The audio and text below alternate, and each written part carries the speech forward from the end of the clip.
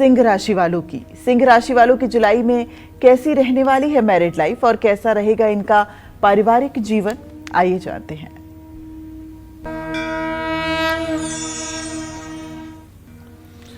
देखिए, किसी भी राशि के बारे में जब मैं परिवार के बारे में बात करता हूं तो एक बात हमारे दिमाग में कौंधती है कि चलो ग्रहों की स्थिति तो जो होती है वो होती है।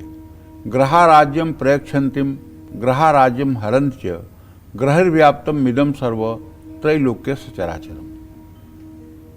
क्या ऐसा नहीं होता है कि बहुत गर्मी पड़ रही हो, लेकिन अगर आप एसी कमरे में हैं और एसी कार से चल रहे हैं, आप बाहर नहीं निकल रहे हैं, तो क्या गर्मी का असर आपके ऊपर पड़ेगा? उसी तरह से ग्रहों की स्थिति जो भी हो, अगर हम धर्म परायण हों, आध्यात्मिक चेतना हमारे अंदर हो, हम भगवान पर विश्वास करते हों, तो आप बताइए कैसे मतभेद हो सकता है? मुझे तो भगवान शिव की वो बात बार बार याद आती है जब भी किसी व्यक्ति के साथ संबंध बनाना होता है या किसी व्यक्ति से मुलाकात होती है, तो भगवान शिव का ये कहा हुआ वाक्य दिमाग में कौंधता है।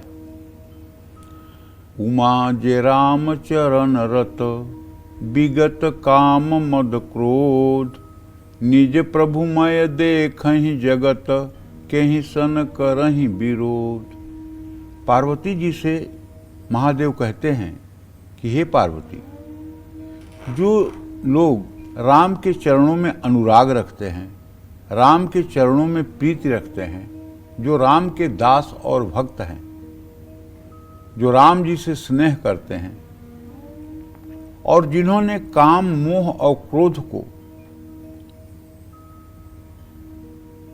अपने जीवन में प्रवेश नहीं करने दिया है और पूरे संसार को अपने प्रभु का रूप मानते हैं, वो किसका विरोध करें और कैसे विरोध करें? उमा जे राम चरण रत विगत काम मद क्रोध निज प्रभुमय देखें जगत। उन्हें तो पूरा जगत, पूरा संसार अपने प्रभु का रूप दिखाई देता है, तो अब विरोध किसका करें, कैसे करें विरोध? इसलिए हर परिवार को चाहिए कि आधुनिक शिक्षा के साथ साथ आध्यात्मिक माहौल भी घर में होना चाहिए और घर में पूजा पाठ की प्रक्रिया होनी चाहिए। एक छोटी सी कहानी आप लोगों को बताऊं। एक लड़की, बहुत ही सात्विक परिवार की लड़की थी। उसके घर में भजन, पूजा पाठ, अतिथि सेवा, साधु संतों की सेवा का माहौल था और वो बचपन से ही पूजा पाठ में लगी हुई थी। उसका विवाह होता है, ससुराल जाती है। ससुराल में उसे गए 15-20 दिन ही हुए होते हैं कि एक दिन वो बैठ करके थाली में चावल ले करके और चावल बीन रही थी, एक एक चावल ठीक कर रही थी, जैसे पहले महिलाएं करती थी। इतने में एक दरवाजे पर सन्यासी आता है जिसकी उम्र ज़्यादा से ज़्यादा 16 साल है। वो कहता है भिक्षाम दे।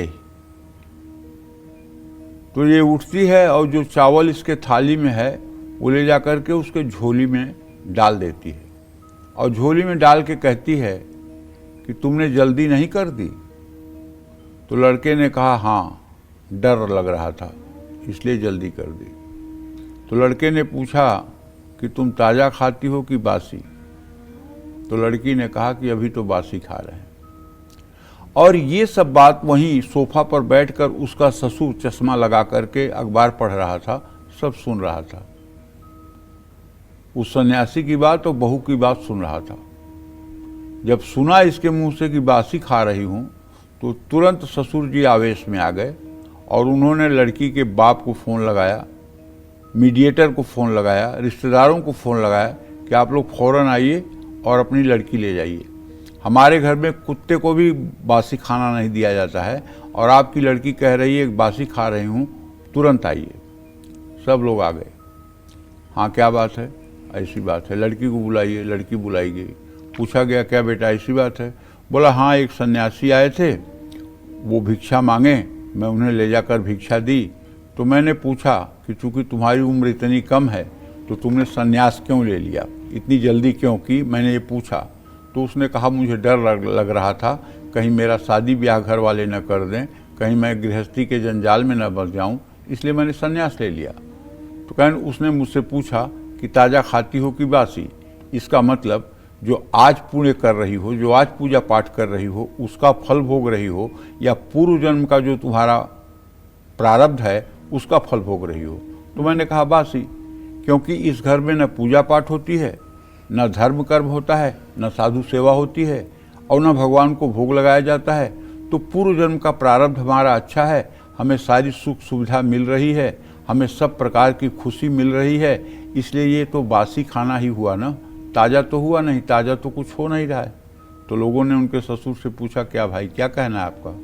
बोले हाँ मेरी गलती है, अब मेरे घर में भी ये जैसे चाहेगी वैसे ही पूजा पाठ का माहौल हुआ। तो जब कन्याएं आध्यात्मिक ज्ञान से परिपक्व रहती हैं और पूजा पाठ रामायण के बारे में जानती हैं तो वो एक बार खराब परिवार को भी मैनेज कर लेती हैं, एक बार बिगड़ते हुए माहौल को भी वो अपने बुद्धिमत्ता से ठीक कर लेती हैं। इसलिए लड़की हो या लड़का, पुरुष हो या स्त्री, सबके अंदर आध्यात्मिक चेतना होनी चाहिए। देखिए ये फिजिक्स, केमिस्ट्री, जूलॉजी, बॉटनी रोटी कमाने के लिए ठीक है, कागज़ के नोट पैदा करने के लिए ठीक है, लेकिन इससे सुख और शांति नहीं मिल सकती। सुख शांति तो सिर्फ धर्म के ज्ञान और आध्यात्मिक चेतना और मानवता के आधार पर ही मिल सकती है। और अगर मानसिक शांति नहीं है तो सब कुछ होते हुए भी आपके पास कुछ भी नहीं है।